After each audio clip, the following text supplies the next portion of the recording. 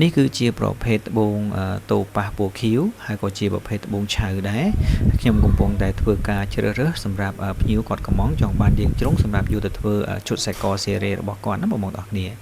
បងឃើញត្បូងច្រើនបែបនេះយើងជ្រើសត្បូងត្រឹមតែជាង10គ្រាប់ហ្នឹងក៏រៀងពិបាកដែរណាបងប្អូនអរគ្នា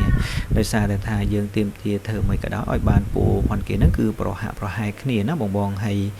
បន្ទាប់ពីយើងធ្វើការជ្រើសរើស select គុណភាពហើយបានយើងយកត្បូងនេះមកធ្វើការវះកាត់ដើម្បីឲ្យបានចេញរាងហើយយើងត្រៀមធ្វើការឈូសឆរដើម្បីសេរីឲ្យចេញរាងជ្រុងណាបងប្អូនទាំងអស់គ្នាគឺភ្ញៀវគាត់ចង់បានរាងជ្រុងទ្រវែង